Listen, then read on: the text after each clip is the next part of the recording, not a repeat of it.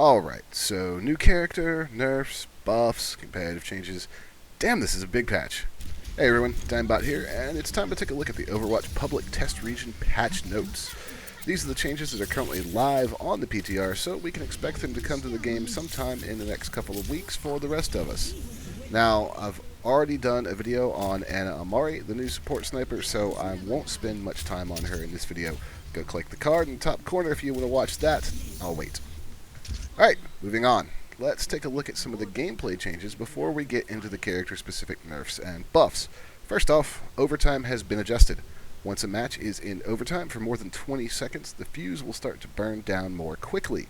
In addition, players will now respawn more slowly in overtime, with the timer being increased by 2 seconds from 10 to 12.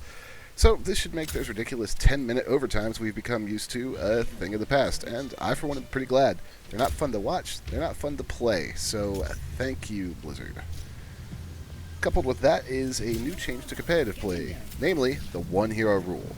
So the pro scene has been using this idea for a while now, and it seems Blizzard is following suit. Basically, this means that you can only have one hero per team. Simple, right? So no more 4 D.Va holds on Hanamura point B, or using 6 tracers to constantly funnel in and keep overtime going. Now, before you start panicking, this change is for competitive only. So if you want to run 6 McCrees and have it be high noon all match, you can still do that in quick play.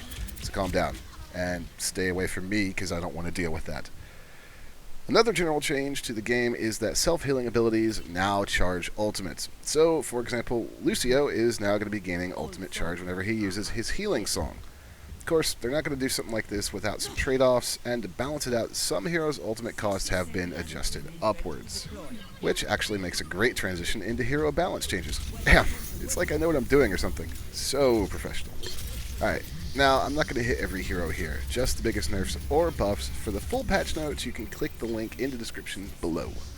So we'll start out with D.Va. Now, people have been asking for some changes to D.Va for quite a while, and Blizzard have delivered, namely with a significant change to her defense matrix. The cooldown on this ability has been reduced from 10 seconds to 1 second.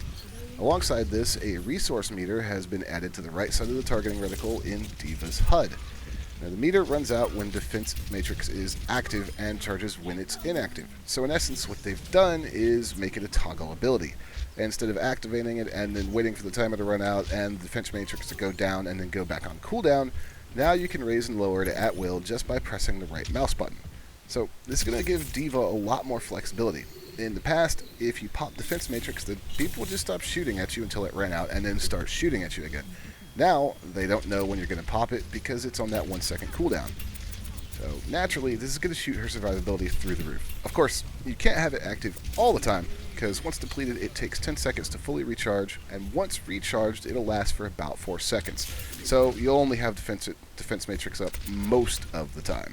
The other significant D.Va changes are to her ultimate. The cost of self-destruct has been reduced by 15%, meaning you're going to have it up more often. And when you do use it, you're probably going to be getting more kills as well, since the explosion delay has been reduced from 4 seconds to 3 seconds. And, as if all that weren't enough, the explosion will no longer damage the D.Va that activates it, meaning you no longer have to drop your ult and then run for cover. Alright, that's about it for D.Va, so let's move on to McCree, who's actually getting a bit of a buff this patch. While Blizzard is happy with the nerf to his tank melting capabilities, they did feel like it left him a bit too weak. So they've increased his range. Those of you who have played in the beta will remember that McCree had no damage drop-off at range. While we haven't quite gone back to those bad old days, this change does let McCree maintain full damage at long range, pretty similar to Soldier 76. You're not going to be out-sniping Widow at extreme range with your left click anytime soon, but Peacekeepers should now be able to swat those pesky Pharahs for you pretty reliably. Now, moving on, Mercy is also getting some tweaks, and as a Mercy player, I find them to be pretty welcome. Her staff is up first. The damage boost is getting a pretty big buff, taking a damage increase from 30% to 50%. Now, to balance this out, the effect will no longer stack with another Mercy's damage boost, but I can't remember that ever happening to begin with, so big deal. A 20% increase of the damage boost is pretty nice by itself, but that's not all the love the Swiss Angel is getting. While her ultimate charge has been increased by 30%, these next two changes more than offset that in my opinion. Start, Guardian Angel, her left shift, now resets instantly upon use, and when you resurrect, you're no longer stuck in place. So Mercy now has a lot more mobility, which should allow her to increase her survivability. The more frequent Guardian Angel use, plus the ability to ult on the move, I feel is more than offsetting the increased ultimate cost. Alright, time for a nerf, specifically Soldier 76. Old Jack is having his accuracy decreased a bit, so the recovery time on his pulse rifle's spread now has a short delay. Used to be instant, meaning that firing in 4-round bursts would allow a soldier to maintain pinpoint accuracy effectively forever. Now, to me, it seems more like 2-round bursts if you want to maintain that accuracy, and even then, there's that slight delay in the recovery period. So it's not a huge hit, but it is noticeable, and it's going to require a little bit of adjustment to the way that you play and the way you aim with Soldier.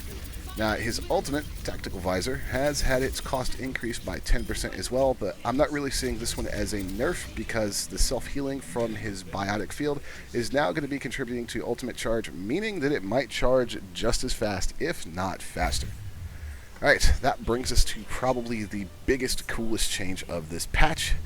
That's right, we're coming to Zenyatta.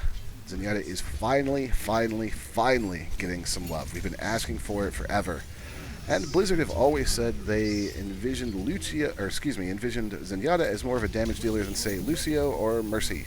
And while he does dish out the damage, he's always been so squishy with that 150 HP that he really wasn't worth playing.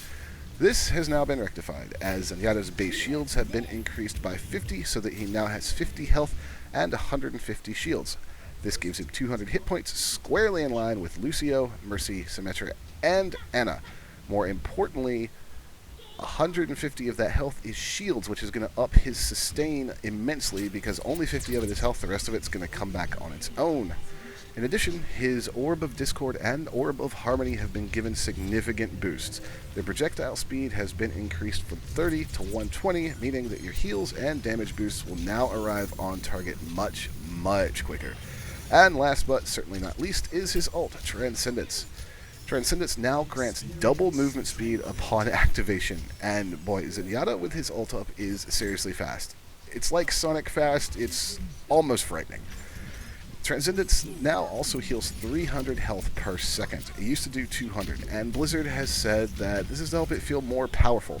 They always envisioned it as an ult that would negate all but the largest amounts of burst damage output, but they felt like people were still able to deal damage through it, even so. So by buffing it up to 300 HP per second, pretty much only the highest damage bursts like Junkrat's ult or D.Va's ult are going to actually get through Transcendence, putting it where Blizzard really wanted it. Alright, there you have it, folks. New character, huge set of character changes. Looking forward to trying it all out in game because it's going to have a huge impact on the meta of both quick play, competitive, and the pro scene. So get ready to see a lot more Zenyatta, a lot more D.Va. That's me done for the day, folks. Thanks for watching. I'm Dimebot. I'll see you next time.